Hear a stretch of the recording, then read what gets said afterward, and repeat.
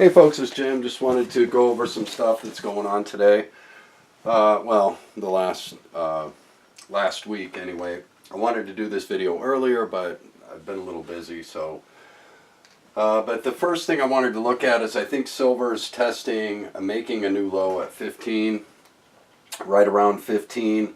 Go out and check that for yourself. Remember 2 years ago I called 14, or 3 years ago maybe even, I called 14 for our low. Now I think we bounced off of 14, we went back up to 16. Now I think we're testing a bottom around 15 on silver.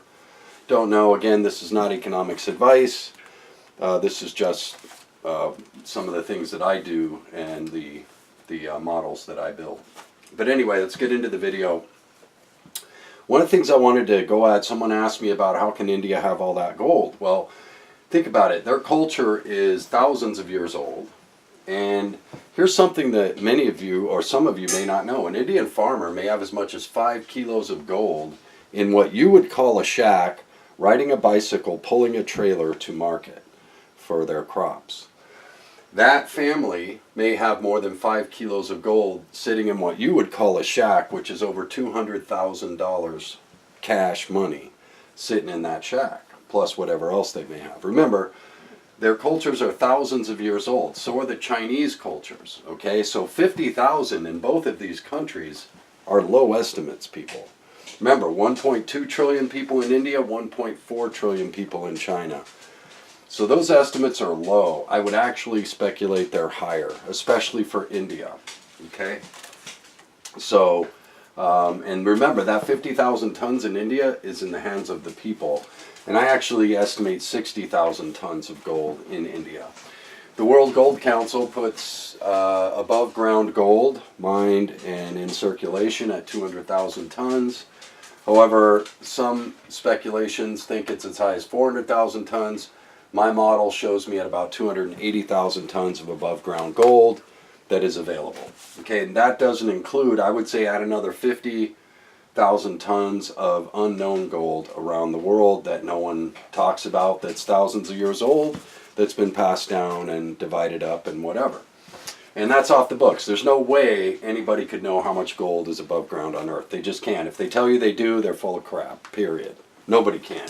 I mean, gold has been around since Egypt, where we run in tax models and books in Egypt saying where the gold was. No, and there's been so much war and everything else that, sorry, that's Toby walking around again, that there's just no way to know how much gold is above ground anyway, and available for circulation. Okay, so the next thing I wanted to talk about was gold in Italy. Okay, the gold in Italy is people are speculating that may have been confiscated. Okay, like the central banks may have taken the gold out of Italy. This is important for you to know. The Italians started causing a ruckus about it. Then all of a sudden Notre Dame burns. Complete distraction with regards to their media and what is important in the forefront of their minds. So as soon as they start talking about finding out if their gold is missing, Notre Dame burns. Imagine that. You know, and the same thing was pretty much going on back in the U.S. when the Twin Towers went down. So think about that strongly. Is there a tie there? Okay. Okay. Now, so Italy may not have its gold. So that means the central banks could have gotten the gold out of Italy due to its debt. Remember, Draghi was head of the ECB, was also the Italian finance minister. So, maybe we have a trail there. I don't know. We'll see what happens. But watch the news for that. If the Italian gold is gone, what's going to happen? You know what I mean? Is it possible that that means the U.S. gold has been scalped from us the exact same way, right? But anyway, that was just something I wanted to bring up. I found that very interesting that Italy starts talking about its gold, and all of a sudden Notre Dame burns. Same week, right? Same week the news is out, Notre Dame burns.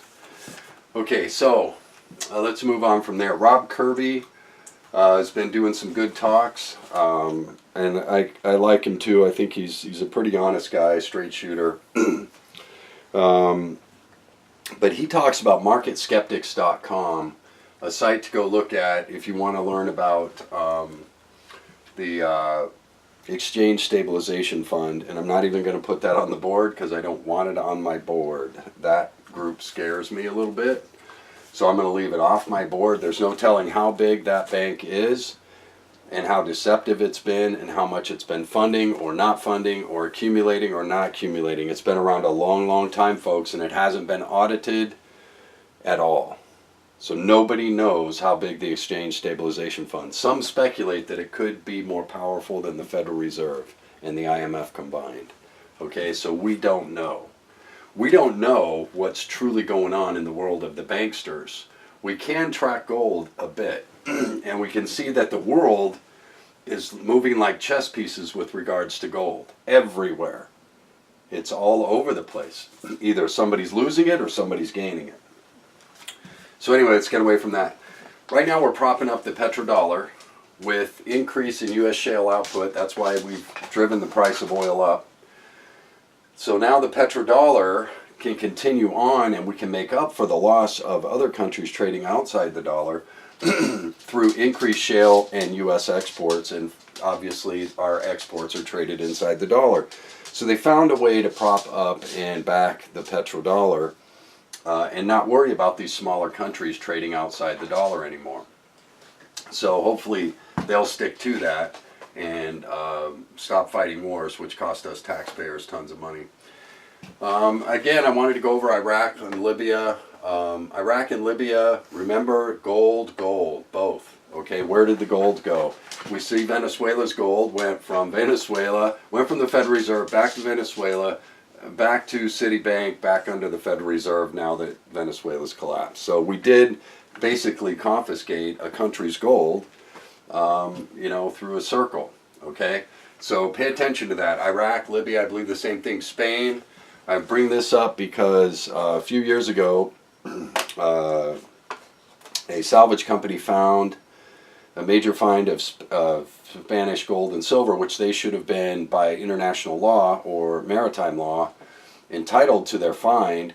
Instead, international law was changed, so Spain confiscated that gold. Germany had done the same thing with a massive dump in the German mountains, okay, from World War II, that the Germans had stockpiled, okay? So we don't even know how much gold Germany has, and Spain, that wasn't, a major find to totally back them economically, but it was a significant find, and it just goes to show you that even international laws being changed so that nations and basically central banks can confiscate the gold of the world. And let's follow Italy very closely, and those are the things I wanted to get out. Check out Rob Kirby's videos on a couple of occasions. September 19th, 2018. I think he was with Reluctant Preppers. I'm not sure. Check him out. Look into Exchange Stabilization Fund. Look it up. Start knowing and understanding a little bit about it. And see if you can figure out. That's as far as I'm going on that. Russia's decreased the gold tax on its people, gold and silver, so they can start acquiring precious metals for their own personal accounts. So basically Russia is promoting the saving of gold and silver in Russian accounts. China used to advertise, but it doesn't have to advertise anymore because its people are accumulating 1,200 tons plus a year, okay? 1,200 tons of gold a year is what the Chinese people are accumulating, and the Indian people accumulate 1,000 tons of gold a year. That's over 2/3 of the world's mined gold annually is going to 2 countries. You've got to understand that. The other third is divided up amongst the rest of us, and the central banks bought 700 and something tons last year.